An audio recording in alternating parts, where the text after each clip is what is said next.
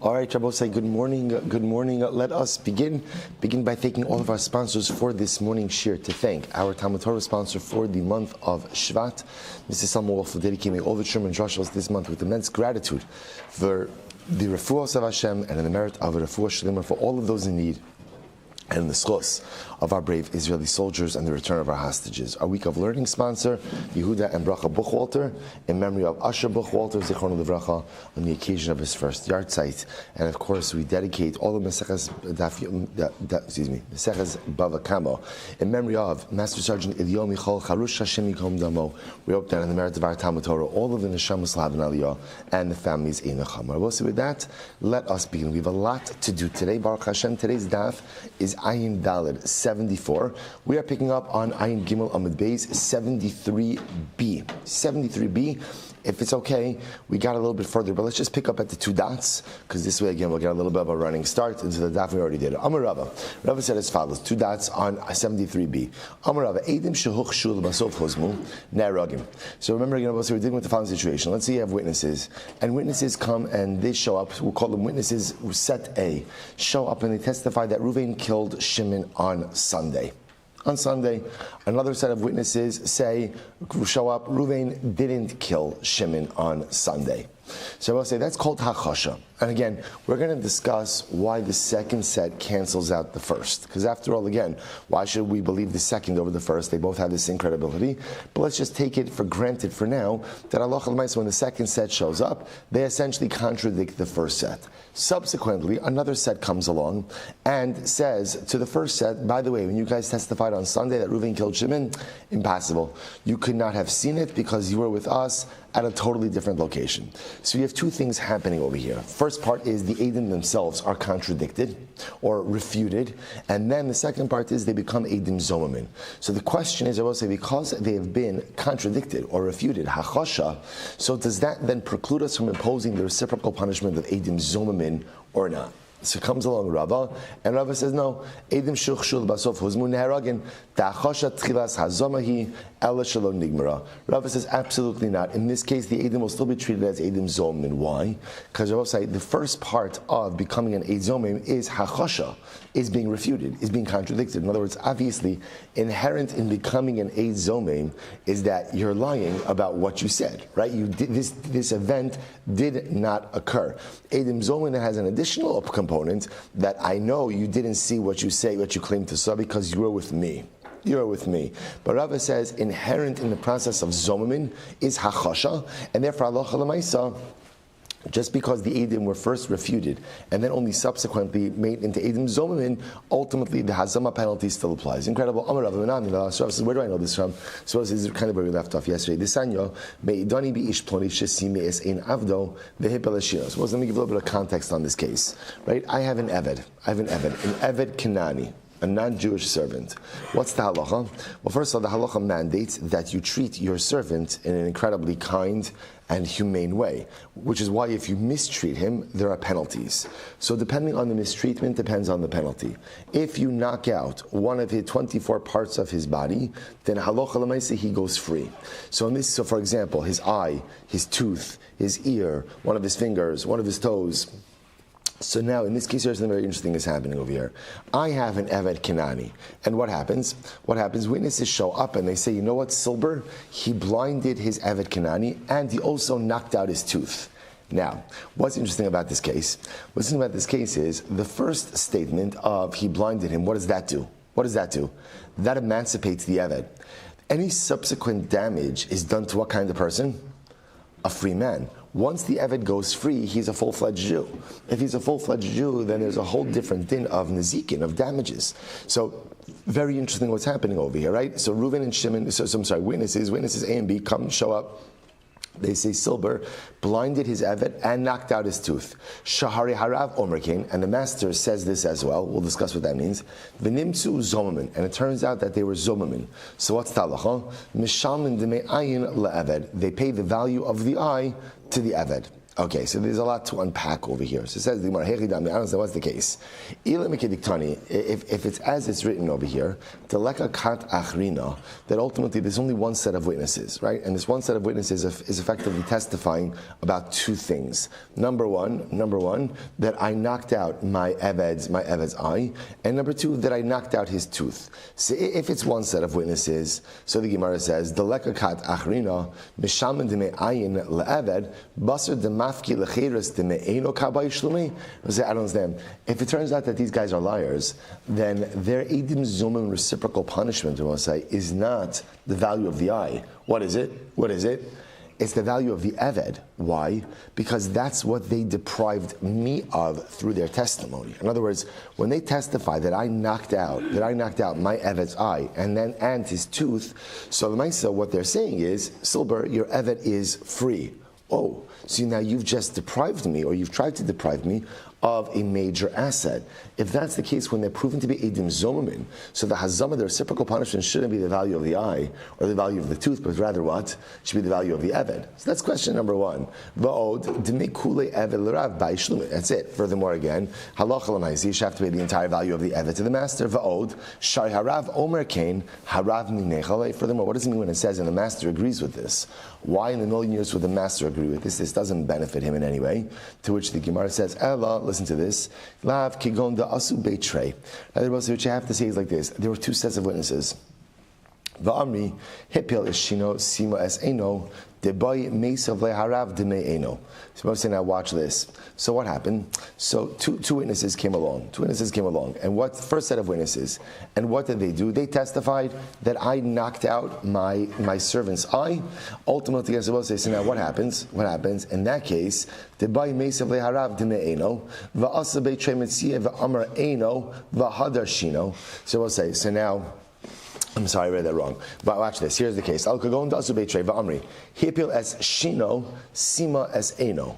Here's the case. Witnesses show up, and they say Silber knocked out the tooth of his Eved, and he knocked out the eye.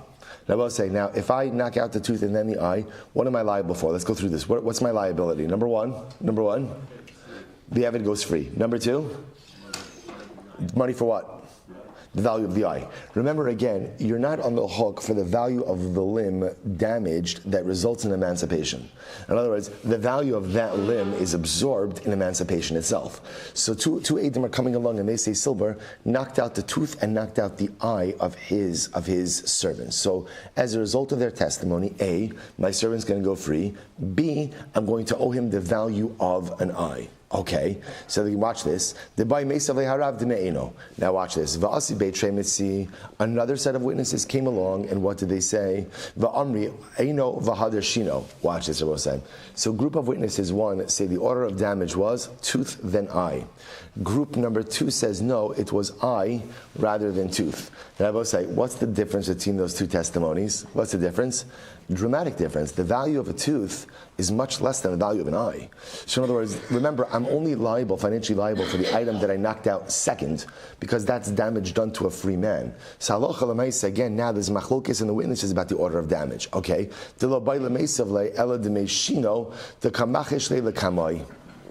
So we'll say now, listen, so now watch this. So now I have a dispute between two sets of witnesses. Both are agreeing I injured my slave, right? I injured my servant. Both are agreeing that my servant is emancipated. What's their machlokes? Group one says it was eye then tooth, in which case I'm liable for the value of the tooth. Group two says it was tooth then eye, in which case I'm liable for the value of the eye. So it turns out that the second group and first group contradict each other. Now watch this. So we'll say, now what? I'm sorry, not Kamri. And now what is it when it says the master agrees with them? We'll say, who does the master agree with? Who does the master agree with? Group number two. Why? Because group number two ultimately again puts his value at a lower amount of just the tooth. Okay, so the Gemara says as follows. Good. Okay, now, so that's what I'll say. So step one, ultimately again, step one, the excuse me. Step one, ultimately, first set of witnesses says, I knocked out tooth, then eye. Second set of witnesses show up and say, no, he knocked out eye, then tooth. I'm sorry, it's just the opposite. He knocked out, first set says tooth, then eye. Second set says eye, then tooth. The master obviously chooses to side with the second group because that reduces his financial liability. But wait, there's more. V'katani, v'nimtzu zomamin. I will say, it turns out now that the second group of witnesses, second group. Now remember again, who are the second group? The second group ultimately again were eye and then tooth. Eye and then tooth. So it turns out that the second set of witnesses are zomamin, so mishalmin demei ayin le'eved. Ultimately, again, they go ahead and they pay the value of the eye to the eved. So Shema min, I will say, what do you see from here? That achosha tchilas hazomehi. Now I will say, ultimately, again, what you see what's fascinating about this case. Even though there was a stage over here where the second set and first set contradicted each other. Right, that's what happened. The first step over here was hachasha. Then subsequently, the second set were made into edim zomamin. So we don't say, well, you had hachasha, you already contradicted, so it's as if you don't exist at all, and therefore there's no hazama. Rather, even though there was contradiction and refutation, ultimately they're still eligible for hazama. And this, I will say, this is the proof to Rava's statement that Rava said even witnesses who are first refuted, contradicted, ultimately again, and then experience hazama are subject to the hazama penalty. Incredible. Amar Abaye says, well, maybe not. Maybe the case over here could be something different. Amar Abaye lo da'afchinu va'azaminhu. We'll say ultimately again, maybe the case is a little bit different. Maybe the case is where halacha l'maisa. Take a look at Rashi in just a moment. As da'afchinu va'azaminu. Maybe we'll say is where the second set of witnesses contradicted the first and also made them zomu. In other words, maybe everything is happening in the same set of witnesses. Look at Rashi. Amar le'abaye lo idohochshu ayidei kat rishona shuv ein kat shlishis mizimasan. It could very well be Abaye suggests that if group number two, if group number two were contradicted by group number one, it doesn't really matter. Right? And then group number three comes along and makes group number two edim zomamin. It's possible that group number two are not zomamin since they were already refuted. So what's the case here? So we'll say it could very well be that there's no third case. There's no third group of witnesses. And maybe it's the second set of witnesses that are simultaneously doing two things. Number one, hachasha, and number two, azama. Number two, azama. So there's a certain level of simultaneity over here. So the Gemara says, mimai. Now, how would you know that? Top of ayin dalid. Midaseifa b'meifech va'azama. Since ultimately, again, the end of the Mishnah is talking about, the end of the Brisa is talking about a case, ultimately, again, b'meifach, where they switch around the testimony, and then there's hazama. Reisha nami b'meifach va'azama. The reisha will be the same diktani seifa, because what did we see in the seifa, I will say? What did we see in the Seifa? So the Gemara says, Me'idanu es ish ploni, shehipil es shein avdo, v'sime es eno. Right, so again, we give testimony, right, back to our case, right? We give witnesses show up, they say, we saw Silber knock out the tooth of his eved and blind his eye. What's the halacha? Sheharia eved omekain. Because the eved supports this assertion. Benimtzu zomamin, and turns out that these witnesses are zomamin. So what's the halacha? Mishalmin demei ayin l'rav. They pay the value, ultimately, again, of the eye to the master. Okay, so what's the case here? Idolo kamodu luhu basrai b'chavala klal. So we'll say if the second set of witnesses aren't agreeing that I damaged the eved at all, so the may kule ever l'rav b'ishlumei. He'll say if the second set of witnesses are not acknowledging that I did any level of damage at all, then halacha l'maisa, the hazama penalty shouldn't be the value of the eye or the value of the tooth. Rather, what should it be? The total value of the eved. For that is what they are trying to deprive me of. Ela pshita dekamodu kulu b'chavala. Rather, it must be that everyone is agreeing that damage occurred over here. So what's going on? B'deka'apchinon va'azaminhu. So we'll say what's happening over here is the second set is coming along and reversing the testimony that the first set gave, while at the same time, ultimately again, making them into edim zomrin. V'hechidami. So what's the case? idaka me'achre achore hani basrai. So the Gemara says, so v'hechidami. So now let's analyze this a little bit. So the Gemara says, v'hechidami idaka me'achre achore. So hani basrai akati dime evelerav ba'ishlume. Look at Rashi for just a moment to both say. Rashi says, Zura basrai osan shemazimin. So at the end of the day, if at the end of the day the witnesses who come are the last group and they make it into the previous group into Eidim Zomamin, then halacha l'maisa, the Zomamin witnesses should have to pay the full value of the Eved. To which the Gemara says, because we'll say at that point of the testimony, I, the master, was not liable to anything. Rather, what you have to say is, ultimately again, the second set came a little bit earlier in the process. The idolo amad bedin, but 1 second, if I've not yet been called to din, akati demei kuli eveler abai shlumile. We'll say again, if there's been no legal proceedings, then any witnesses who come along and try to make me liable, so I'm trying to make me liable for the complete and total loss of the evidence. If that's the case, then that should be their zomamin penalty as well. The akati gavra lo mechayiv ella da'amad bedin. Rather, Rabbi, what you have to say is that halacha l'maisa, the halacha l'maisa, that ultimately again the judicial proceedings ultimately again were initiated, and therefore again what's happening over here is the Beis already paskined that the adon, the master, has to emancipate his eved and ultimately again pay him any subsequent damages as well. All right, Amali Ravacha, Braid Ravika Rav Ashi. So Dukya de Rava Mehecha. So where does Rava glean? Right, where is Rava medayik this from? We'll say now. Remember again. This entire exercise was generated by Rava's statement. What was Rava's statement? That Eidim who are first refuted / contradicted and afterwards made into Eidim Zomamin are responsible for the Eidim Zomamin penalty. Right? That's what's driving this. Again, why would I have thought otherwise? Very simple. Why would I have thought otherwise? I would have thought that once witnesses are contradicted or refuted, then what happens? They're out. They don't exist. They don't exist. And therefore, when another set of witnesses comes and make them into Eidim Zomamin, we're just not listening to it because these Eidim have already been ejected from our system. Rava says, and it's incredible, Rava says, no, that is incorrect, because since Hachasha is always part of the Zomamin process, therefore, again, Hachasha doesn't eject the witnesses. And I will say, now, here's what's interesting. I just want to point this out. I should have mentioned this before. Even Rava, who says that Hachasha is part of the Zomamin process, remember, generally Hachasha occurs right before or at the same time as becoming a Zomamin. Of course, what's unique about this case over here is there could be some time lapse. In other words, right? So in other words, the witnesses testify, second set refutes their testimony, and then sometime later on,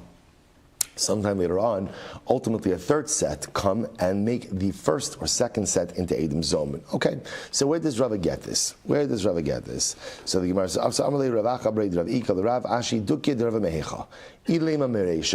so if you want to say that Rava learns this out from the Reisha, so the Gemara says, are the middle set of witnesses really ever refuted or rejected?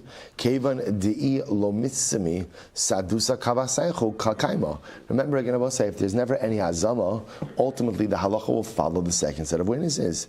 The dina kavasaihu paskinan. I will say, this is actually very interesting because in general, we'll go ahead and we'll paskin like the second witnesses. Now, why would we pass like the second witnesses? The yesh bichlal masayim mana. Because I will say, there is $100 is included in $200. Now, what does this mean? Watch this. Going back to the original case, where first set of witnesses show up and they say, Silber went ahead and knocked out the tooth of his Eved and knocked out his eye. So a first set of witnesses is trying to make me liable for the value of an eye. Right? Emancipation of the value of an eye, which is I would imagine, which is significant. Second set of witnesses, no, Silber came along, knocked out an eye, and knocked out a tooth. In which case I'm only liable for the value of the tooth plus emancipation. So the Gemara says something very interesting. I would say in a case like this, what would we do? So the Gemara says, interestingly enough, we would by default paskin like the second group. Why would he pass like the second group? Because I will say, let's say for argument's sake, a tooth is worth $100 and an eye is worth $200. What does everybody agree on? Right? That I owe Ruvain, the Eved $100. So it's just interesting that in this case where you have the two testimonial units contradicting each other, essentially the default would be to pass like the second group because that is an amount that everyone agrees I am liable for. Quite interesting. Someone says, Hilchach Kamaihu the Kamischachashi Mitzi.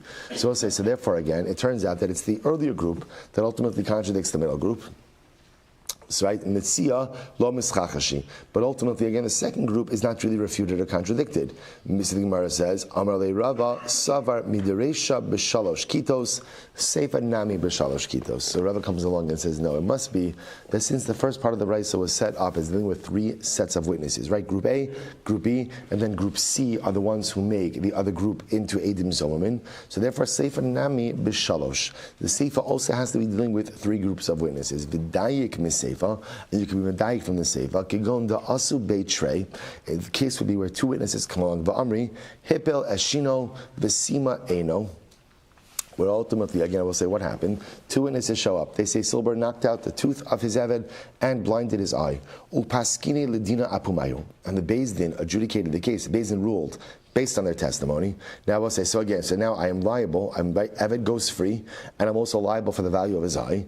And what happens? Va'asu be trei achrina. Another two witnesses came along, va'amri, and they said, Sima es eno v'hipil esheno. So I will say, so ultimately they switched it around. They say, no. Silber knocked out his eye and knocked out his tooth. So therefore I'm liable emancipation, but I'm only liable ultimately again the value of the tooth.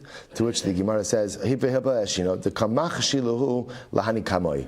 Ultimately, again, I will say, so what happened? So the second set contradicts the first set. Then what happens? V'nimtzu zomin. Then ultimately, again, they are found to be edim zomin. So what's the halacha? Kamay mishalmin demei ayin l'rav. So we'll say, so now remember again, the case over is now the first set of witnesses is found to be edim zomin. So now let's go back. What did the first set say? The first set said, I knocked out his tooth and I knocked out his eye. So the first set is making the master liable two things. Number one, emancipation. Number two, the value of the eye. So therefore, when the first set are found to be edim zomin, they have to pay the value of the eye to the master. Now, if you think if you think that once a witness has been refuted, right, or contradicted, that's it. He's rejected from the system and no longer eligible for any kind of hazama. So amai mishalmi. Then why should group number one have to pay at all? They've already been contradicted. As well as soon as group two shows up, right, group number one is contradicted. If you hold that hachasha shuts down the legal process, then once group one has been contradicted, they're out. They're out. And even if group three subsequently shows up and makes group one edim zomamin, it should not matter at all. So what do you see from here? Ella shmamina hachasha tchilas hazamahi. So what you see over here is, in fact, that doesn't happen, but rather we look at hachasha, contradiction or refutation, as the beginning of hazama. The beginning of hazama. So we'll say, so again, this ultimately is the proof for Rava himself. The Abaye, Amalacha. So Abaye would say the following. Abaye would say, the Abaye Amalacha, Bishlam Aresha lo sagi de lo shalosh kitos. So Abaye would say like this. You have to set up the Resha as dealing with three sets of witnesses. Shahari katone, because ultimately, again, it says, Harav Omer Kain, that ultimately again the master sides with them. Ela Seifa Lama Li Shalosh Kitos, but why ultimately in the Seifa case do you need three groups of witnesses? Shahari Ha'eved Omer Kain, because ultimately again we have the Eved, so to speak, testifying about the events as well. To which the Gemara says, Eved Koldu Hu Meimar. So Eved, called to who Meimar Amar. You can't believe in Eved in this situation. Why can't you believe in Eved in this situation? I will say, because an Eved is going to say anything and everything. Why? Because at this point in time, an Eved doesn't really care. Eved doesn't really care at the end of the day whether he's getting the value of the eye, value of the tooth. What does he care? What does he care about? Emancipation. I will say, there's a beautiful vart in last week's parasha, beautiful Meshech Chachma. Moshe Rabbeinu comes at the beginning of the parasha, and HaKadosh Baruch Hu arms him with the Arba Lashonos Shal Geula, the four expressions of redemption, right? V'otzeisi, v'yitzalti, v'ga'alti, v'lakachni, v'havesi, right? So everything. I'm going to redeem you. I'm going to save you. I'm going to bring you to Eretz Yisrael. So the pasuk says, "V'lo shamu al Moshe mikol tzurach me'avod kasha." They didn't listen to Moshe Rabbeinu because of shortness of breath and difficult work. So the Meshech Chachma says, "What's going on over here? Right? Can you imagine your Klal Yisrael suffering away? Moshe Rabbeinu comes, and they knew Moshe Rabbeinu comes and delivers this message from God. How do you not listen? How do you not listen?" And the Meshech Chachma says something so beautiful. He says that Moshe Rabbeinu had their attention until the Hevesi, until he started talking about bringing them to Eretz Yisrael. In other words, when a person is in servitude, there is limited imagination. The most they could imagine is being extricated from their present servitude. Anything beyond that requires too much imagination, requires too much foresight, and they can't comprehend it. They can't comprehend it. So we'll say it's really an overwhelming idea. So Moshe had them until that last piece, until that destiny piece. Then we're going to be free. I don't have to be a slave. I don't have to work in the tar pits of Egypt. I can be my own person. I can handle it. I could see that. I have a frame of reference for what freedom is. We're going to be an autonomous, independent, free, destiny-driven people in Eretz Yisrael. That they could not hear. And it's an interesting yesod in general, because sometimes, when someone we love is having a difficult time, that what ends up happening is people try to give chizuk, right? It'll be okay. There's a term called toxic positivity.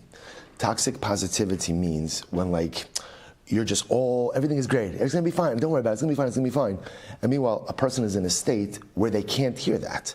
So in fact, you continuing to tell them that it's going to be fine actually makes things worse, instead of validating the situation in which they are and moving forward from there. It's so important, because we think our goal is to be the beam of sunshine for anyone. Anyone's ever had this experience of trying to cheer someone up and make them think so positively about the future, and then they shoot you back this death stare, like you're an idiot, be quiet, you have no idea what I'm going through, you're going back to your life, it's nice that you could be all positive. It's a profound idea, and it comes, where does toxic positivity come from? It comes from Moshe Rabbeinu. Klal Yisrael could not hear, so I'm mentioning this, because the Gemara says, if an Eved chooses to involve himself in this process of hearing, and says, oh yeah, this happened, that happened, no, you can't listen to him, because an Eved doesn't care if he loses an eye, he cares, but in other words, whether he loses an eye, a tooth, a finger, a toe, and whatever it's going to be, the point is, he's emancipated. He's emancipated. And ultimately, again, I say, one second, Eved, come on, be a chacham. Side with the group that says, you lost the tooth and then the eye. That's the payday, right? The workman's comp, the loss of companionship, all the other stuff, right? Put yourself in a neck brace, right? All the other stuff you have going on over there, right? Chaparain on that. The Gemara says, Eved, he can't even see that stuff. All he knows is emancipation. I will say, a tremendous yesod in our lives as well, that sometimes whether or not we realize that we create glass ceilings for ourselves. We create, because sometimes of the difficulties in which we are contending, we convince ourselves that potential could only go to a certain level. This is what I could do. But understand, the reason I have that limited vision is because, like my ancestors in Egypt, I'm so enmeshed in my current difficulties that I can't see past them. The most I could see is the ability to breathe, right? The ability to have 2 minutes without my head swirling. I can't see anything past that. And how dangerous that is when you set glass ceilings, when you lower expectations, when you can't believe in your personal hevesi, so you prevent yourself from such dramatic and beautiful and holy self-actualization. All right, let's go back there. Says the Gemara. So the Gemara says, Maskiv Rabbi Zera. Rabbi Zera says, Ema, Sima es Eno. So Rabbi Zera is a contradiction. He says, let's say that it should read as follows. Sima es Eno, that the master went ahead and blinded his eye. I will say, Amud Beis. So Nefuk be'eno. So ultimately the master goes out with his eye.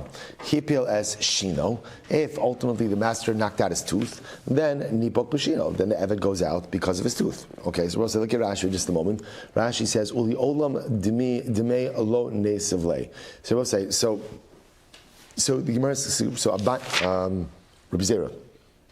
Rabbi Zera is suggesting that we set up this price in a different way. So read it as follows. If the master knocks out the servant's eye, so the servant goes out with his eye. If the master knocks out his tooth, the servant goes out with his tooth. Sima es eino v'hibelishino. What happens if the master blinds his eye, the servant's eye, and knocks out his tooth? Nepok ve'eino v'shino. I'll say, this is fascinating. The Gemara now, here's the little knach that Rabbi Zera is bringing up. Maybe we could set this up as a case where the master does damage simultaneously. He knocks out the Eved's eye and tooth at the same time. Right? He hits him with a 2x4. Hits him right across the face. So he knocks out his eye and his tooth at the same time. Maybe in that case, we say, well, listen, Eved, you're going to be emancipated both through your eye and your tooth, and there is no additional damage that is due. Set it up like that. So the Gemara says, Amar Abaye says, no. Alecha Arakra. About such a suggestion like that, the pasuk already mentioned. Tachas eino, v'lo tachas eino v'shino.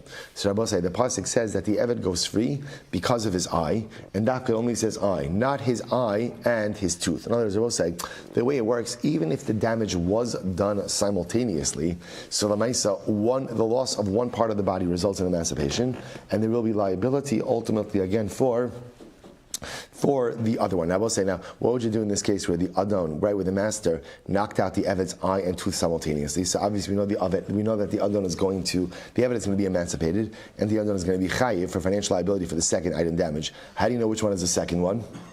How do you know?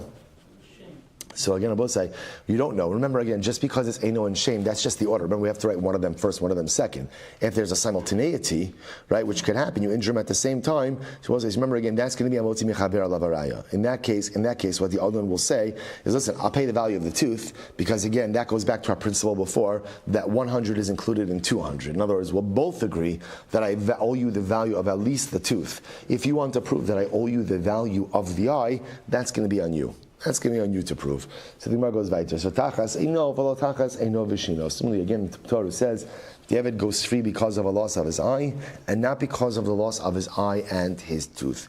Tachas shino v'lo tachas shino ve'eino. Okay, so I'll say, so therefore again, just an interesting interaction over here. Rabbi Zira wanted to just reframe everything to make it a little bit more fluid, and comes along Abaye and says, no, you can't reframe it like that because what you're proposing is factually incorrect. Amar Rav Idi Bar Avin, Af Anan Nami Tanina. We learn this as well. Ganov al Pishnayim, V'tavach u'machar al PM. So we'll see, here we go. Now remember again, we'll say we are still focusing on Rava's statement about Hachosha Tchilas Hazama. That's our focus. That ultimately, again, refutation does not eject the witnesses from the legal process, but rather it is considered to be the beginning, ultimately, again, of the Hazama process. So the Gemara says, here we go. So, Ganav Apishnayim, so let's say, we'll say Ruvain stole. And he stole, we had two witnesses who saw him steal. V'tavach u'machar apihem, and then we'll say, same witnesses testify that Ruvain slaughtered and sold.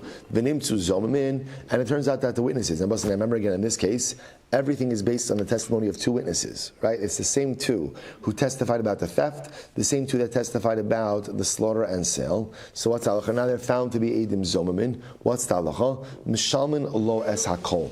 So obviously I will say in that case they have to pay Ruvain everything. What's everything? Arba v'chamisha, right? The 4 or 5, right? Let's assume over here, right? Whatever it is, we don't know if it's arba v'chamisha, but they have to pay everything. So the Gemara says, "My lab the idu ala gneva v'chazra v'idu ala tvicha." So we're not talking about over here. We'll say where the witnesses didn't testify about everything at once. Rather, first they testified about the theft, then they went back and testified about the slaughter. V'huzmu al hagneva. Then ultimately again they were made zomamin on the Geneva, the Chazru v'huzmu ala tvicha, and then they're made zomamin on the slaughter and sale. I will say, the assumption that the Gemara always makes is that slaughter and sale don't happen at the same time as theft. I mean, it could, but the case in question is actually very interesting. The Gemara is suggesting maybe here's the case, right? Witnesses show up, they say Reuven stole a sheep, Reuven stole an ox from Shimon. An ox from Shimon, right? That's testimony 1. Testimony 2, he slaughtered it and sold it. Turns out now there's Zomamin. Witnesses could not have seen it. They were with another group. So what's the halacha? What does the Gemara say? They're chayiv chamisha. Chayiv 5 times penalty. So Gemara says, what's the case?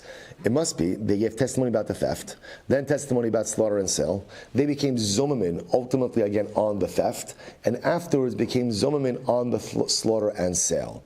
Now, we'll say, now what does that show you? What that shows you is vaha kevan shehuzmu ala geneva lagabe tvicha havilu muchchashin. This is even an interesting case over here, because in this case, once they become edim zomamin on the theft, so Lamaisa, why would there be liability ultimately for what? For the Chamisha, for the 5 times, because after all, in this case, it's not just that they're contradicted. We'll say, what are they? They're Eidim Zomin. To which and yet again, we learned, the Raisa said, that the witnesses have to pay everything to Reuben, which sounds like Chamisha. We'll say, if you think that ultimately, again, Hachasha is not the beginning of Hazama, so Atavicha Amay Mishamin, then we'll say, so in other words, if you don't accept accept the premise of Rava that hachosha is the beginning of the process of hazama, and it does not eject the witnesses from the legal system, then halacha l'maisa, why would the witnesses be chayiv chamisha? Elalav shmamina the hachosha tchilas hazamahi. Rather, what you have to say, like Rava said, is that contradiction or refutation is the beginning of the process of hazama. In other words, so when you have a set of witnesses who are first refuted, right, the information is refuted by testimony given by another set of witnesses. So now there's hachosha, there's contradiction or refutation. And now halacha l'maisa, afterwards there's hazama. So we look at that hachosha as the beginning of the process of hazama, and they are not rejected from the hazama process. Incredible. Mara says, maybe not. Amri Hacham asking, what's the case? So I say, maybe the case over here actually is, the order is not as you thought. Maybe the case over here is where, yes, they gave testimony about the theft, and then they gave testimony about the slaughter and sale. But they became zomamin about the slaughter and sale first. So in other words, they said that Reuven slaughtered and sold the animal on Monday. Well, another set of witnesses come along and say, Monday, you were in New York on Monday. How could you have seen what happened in Baltimore? So maybe that's the first case. And Rabbi Yochanan of Rabbi Lazar, Chad Amar. So what I say? That beplukta. Sorry. Or bepacham asking ko shehuzmu ala tvicha tchila. Or beplukta edim shuchshu ulubasov hozmu. So what I say? So ultimately again, and it will be the machlokes. Ultimately, again, of Edim who were first contradicted, and then became Zomer of Yochanan Rabbi Lazar, Chad Amar Neheragin. So what's all the Gemara is just mentioning over here is that maybe the reason they have to pay the 5-time penalty is because they became Zomer on the Tvicha Mechira, on the slaughter and sale first. Maybe that's what happened over here. But it could very well be that if they became Zomamin on the theft first, then maybe what? Then maybe halacha l'maisa, their testimony would just be wholly and fully rejected, and there would be no subsequent azama. The most they could be chayiv for maybe would be kefel. So let's analyze a bit more. So the Gemara says, so we'll say, so now again, all of this is a fundamental machlokes. If you have witnesses who were first contradicted and then became Edim Zomamin.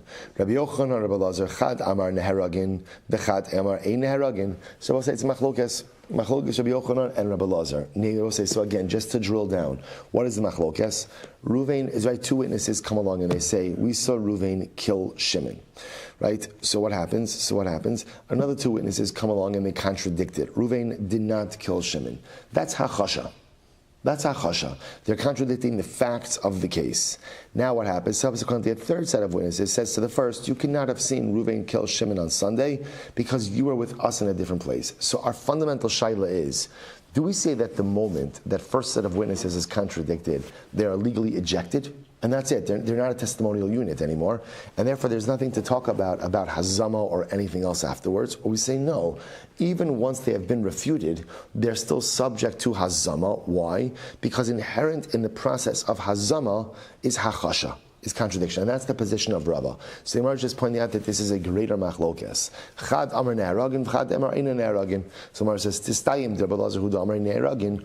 Rabbi Lazar is the one who said that once the Eidim have been contradicted, they are ejected from the legal system. Damar Rabbi Lazar, Eidim shehuchshu banefesh Lokin. Rabbi Lazar says that witnesses, we'll say, who gave testimony. First set of witnesses came along and said, Reuven killed Shimon. Then another set of witnesses come along and say, Reuven did not kill Shimon. So we'll say, what's the halacha? First set of witnesses get malchus. They get lashes. They get lashes ultimately again for testifying falsely. These are Rabbi Lazar huda amar neheragin, and Rabbi Lazar would hold neheragin that hachasha is tchilas hazama sa'amai lokin. Why would they be flogged? After all, habile lav shenitan las haras bezdin. Rabbi say this lav of losana breacha eid shaker. Right, this lav ultimately again of not bearing false witness is a lav which lends itself to death at the hands of a court, and we say v'cholav shenitan las haras misas bezdin ein lokin alav. And in general, whenever you violate the law that could result in a death penalty, ultimately again there are no malchus, there are no lashes. Rather, you have to say that it's Rabbi Lazar who holds that hachasha is not tchilas hazama. Essentially, Rabbi Lazar's position is that once you have a testimonial unit that is contradicted, they're out. They're ejected. They are done. They're done. We no longer listen to them. They're no longer part of the legal proceedings. And ultimately, again, even if witnesses come along subsequently and make them into Eidim Zomamin, we ignore that. There's no more Zimun. No more Zomamin, not a Zimun. So the Gemara says, so that's Rabbi Lazar. The Gemara says, so the Gemara says, Lokin. So here's what's interesting. And this really has been bothering us this entire time. Let's play this out for just a second, right?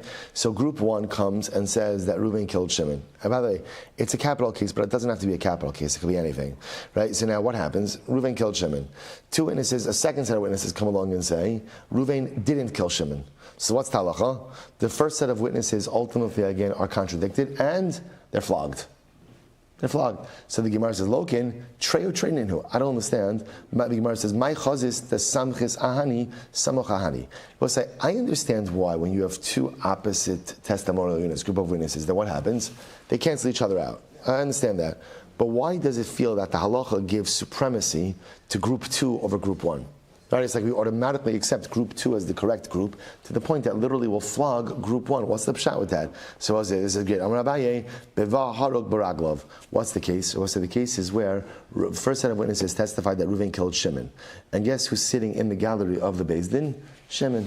So we'll say, so that's the kind of case we're talking about. In a general case, this is very, very important. In a general case where you have what's called treyu trey, two sets of witnesses giving opposite and contradictory testimony, they just cancel each other out, right? No one is assuming that neither of them could substantiate their claim more than the other. They just cancel each other out, and that's it. And that's it. Kind of everybody goes home. There's nothing to do. The case where we would penalize one of the groups is where it becomes clear that the group is lying. So again, if first set of witnesses claims that Reuven killed Shimon and Shimon walks into Beis Din, that's a pretty clear indication that halacha l'maisa Reuven did not kill him, and therefore again it's clear that the first group is lying. That's when we would give malchus. So good. So we'll say, so let's pause here for just a second and catch up a little bit on halacha. So we'll say, so first of all, how do we paskin?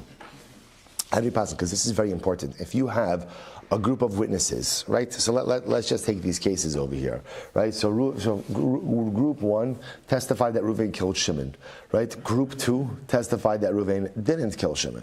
Okay, group three now comes along and says, group one, you're lying because you could not have seen what happened because you were with us on Sunday. So now what's the shaila? Now remember again, I will say, the Eidim Zomamin punishment for group one would normally be what? Death. Right? Because remember again, the reciprocal punishment of Eidim Zomamin says, Vasisim lo kasher zamam. You give them what they wanted to do. So group one wanted to impose a death penalty on Reuven, we give them a death penalty. So the shaila over here is, but remember there's an intermediary step, which is group one was first contradicted and essentially refuted by group two before group three came along and made an Eidim Zomamin. So now at the end of the day, is group one considered to be Eidim Zomamin or not? So we'll say, so the Rambam Paskins in Hilchos Eidos Parak Yud Ches Halacha Dalid. Here we go. The Gemara says, Ve'edim shehochshu ulabasov huzmu, witnesses that were first contradicted and then ultimately afterwards became Eidim Zomamin, hare elu neharagin o lokin o mishalmin mipnei sha'achosha tchilas hazamahi ela sha'adayin lo nigmara. So we'll say, Rambam Paskins like Rabbah. Paskins like Rava, that ultimately again, hachasha, contradiction or refutation, is considered to be the first part of hazama. So even though again, group one was contradicted before by group two, and only afterwards does group three make group one into Eidim Zomamin, group one still becomes Eidim Zomamin. Hachasha, contradiction, refutation, is considered to be the first cog of the wheel of hazama. Incredible. We'll say one more piece of halacha l'maaseh. Remember again, in yesterday's daf, we were also talking about a very important machlokes between Abaye and Rava. I must remember this. So remember, we were talking about Abaye and Rava was actually on Amud Beis of Shabbos' daf. So remember again, when an aid is made into an aid zomim, right? How do we apply that status? So Rava said, Abaye said lemafreya. I was saying, now what does lemafreya mean? I realized yesterday, I don't think I mentioned this. Lemafreya, of course, does not mean retroactively, indefinitely. Lemafreya means, we'll say, the assumption is that any legal proceedings begins on a date, but it doesn't usually end that date. In other words, like the legal proceedings continue on, and sometime later there is a verdict.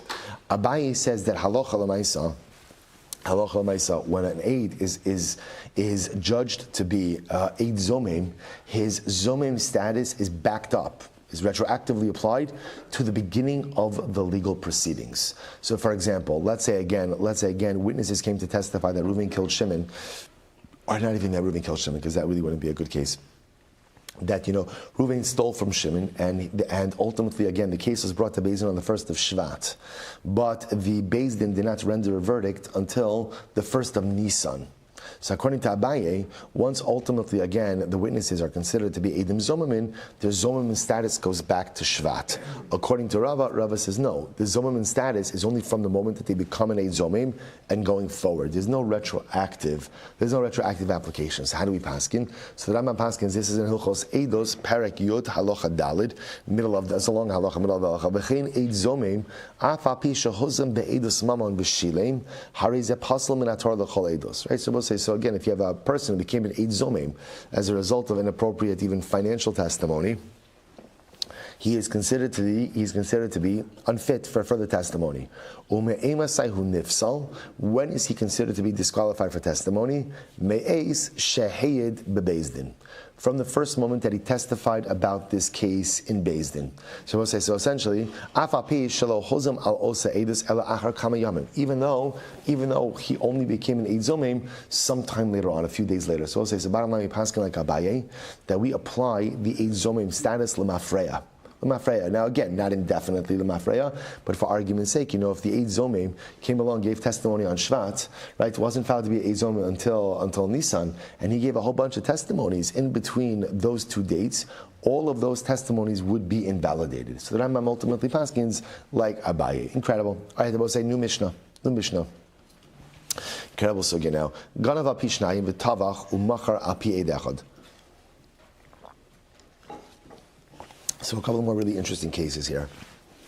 So what happens? So Reuven goes ahead and steals api shnayim. Means so you have two witnesses who testify that Reuven stole from Shimon.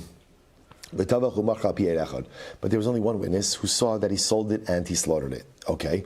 O api atzmo, or for that matter, Reuven himself admits that he slaughtered it and sold it. What's the halacha? Mashayim tashlumi kevel, ve'eno mashayim tashlumi daled v'hei. Suppose in that case he paid kevel, right, for the theft. Because remember again, for the theft itself, there's legitimate testimony, but you do not pay daled v'hei. Why don't you pay daled v'hei? We'll say why not? Either A, because it's an eid echad, or B, mode of a knas potter, right? In other words, remember, this is a knas, this is a penalty. We have the concept that if you admit your liability for a knas payment, ultimately, again, you are potter. Okay, that's case one. Next, ganav v'tavach b'shabes, ganav v'tavach l'avod zara. It was an interesting case here. We'll call him Reuven. Reuven goes ahead and steals and slaughters on Shabbos. Now, I will say, now remember again, already we begin to see we're getting into a kimli b'drabimine case, right? There's going to be dual liability, right? So theft on Shabbos obviously is bad. Theft any day of the week is bad. But again, there's not necessarily particular liability for theft on Shabbos. But tavach, slaughtering on Shabbos, is one of the lametes malachos, one of the 39 categories of forbidden labor. So ganav v'tavach b'Shabbos, ganav v'tavach l'avod zara, or he stole and he slaughtered for avod zara. Right, so what's the halacha? Ganav mishal aviv umeis aviv, or listen to this: Reuven stole a cow from his father, then his father died. After his father's death, v'achakach tavach umachar. After his father died, he slaughtered and he sold it. Or ganav v'hegdish. Ultimately, again, he stole the object and then he was makdish it. V'achakach tavach, and then afterwards he went ahead and he slaughtered it. Umachar mishalem tashlumi kefal ve'enu mishalem tashlumi dalad ve'en. In all these cases, you only have to pay kefal. You don't have to pay dalad ve'en. I will say we'll go through each of those cases and identify why you're only paying kefal. Obviously, the Shabbos case is obvious, right? The Shabbos case, ultimately, again, because kimli b'drabimini, the act of shchita results in a death penalty. Same thing with slaughtering something for avodah zara results in a death penalty, and anytime you have the death penalty, ultimately again, that sets aside any level of financial liability. So again, we'll go through the rest of the cases as well. Rabbi Shimon says, "Kodshim shechai b'achar yusam m'shayim tashlumi daled v'hei shein chayim b'rich yusam patas." So Rabbi Shimon says, any sacrificial or consecrated animals that you are responsible for them, ultimately again you would pay daled v'hei. But any consecrated sacrificial animals that you're not chayiv for, ultimately you're pater. So we'll say Rashi points out over here, not immediately clear what Rabbi Shimon is talking about or what he's referring to, but we'll see in the Gemara. Good. We'll say let's begin the Gemara. So we'll say, so now let's go through this. The first case is obvious, right? Reuven stole a cow from Shimon. And there are two witnesses for it, right? And then afterwards, what happens? He slaughters it and he sells it, but there's only either one witness or Reuven himself admits it. So of course, I'll say it's obvious that's going to be a case of kevel and no case of arba v'chamisha. So why even the need to go ahead and articulate that case? So the Gemara says, Amri ha-kamashmala, listen to this, api atzmo, dumya da api eid echad.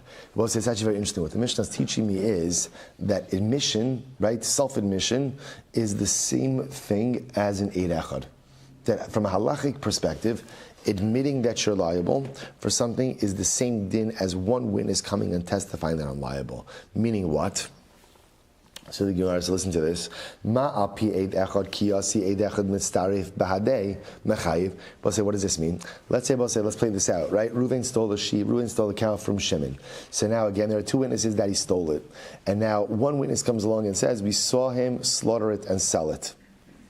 Okay, so now we'll say, what does one witness do? What does one witness do? Nothing. Doesn't help. Let's say again, sometime later on, a second witness comes along and says, yes, I saw Reuven slaughter it and sell it. The halacha is, witness number two could combine with witness number one, ultimately to create liability for Reuven for slaughtering and selling the animal. So too again, both say, api atzmo nami ki asu eidim mechayiv. Both say, watch this. This is fascinating. So therefore, this is what it means when we compare an eid echad to atzmo. The same way both say, if Reuven steals the cow, he comes to Beis Din, right? The witnesses say, we saw you stole it. So he's going to be chayiv kefil. Now what happens? Reuven comes to Beis Din and he says, I admit that I went ahead and I slaughtered it and sold it. So what's the halacha? What's the halacha? Mode b'knas, pater. Let's say after Reuven admits that he's chayiv b'knas, two witnesses roll in and they say, we saw Reuven slaughter it and sell it. What's going to be the halacha? So the Gemara is suggesting Reuven is going to be chayiv. Where do we get this from? We'll say we get this from the comparison in the Mishnah between an eid echad and self-admission.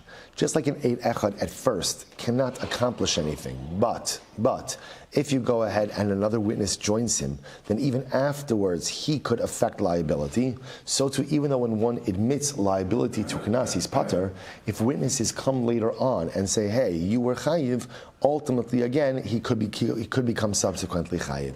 Really fascinating. So let's read it inside. So the Gemara says, so api atzmo dumya api eid echad. Ma api eid echad ki asi eid echad mitzaref bahadei. Just like when eid echad comes along, right? At first, again, he can't create any liability, but subsequently, ultimately, again, he can, right? If another witness joins him, there'll be liability. So too, again, mechayiv api atzmo nami ki asu eidim mechayiv. So too, we'll say even if a person admits a knas and is initially pater, if witnesses come along afterwards and testify to his liability, he will in fact be chayiv. Lafuki midrafuna amarav, damarafuna amarav, mode b'knas va'achar kach bo edim pater. Ultimately, the Rabbi said this comes to exclude the position of Rav Huna in the name of Rav, because Rav Huna said in the name of Rav that once you moda b'kinas, you're pater, even if witnesses subsequently come. So we'll say, so therefore again, the Gemara is suggesting over here that the first case of the Mishnah, which seems totally intuitive and doesn't need to be stated, actually is stated to teach us a very interesting, nuanced halacha. That in the same way that an eid echad can't do anything, but if another eid subsequently joins him, he can. So too, even though you admit you are pater from a kinas, but if after you admit witnesses show up and testify to your liability, even though you already admitted, halacha l'maisa, again, there will be liability as well. All right, Rabbi say, tremendous. What a day, what a start to the week. Shkayach, everyone will stop here. We'll pick up in Meretz Hashem at the Gufa tomorrow. Incredible sugya tomorrow. Shkayach, everyone.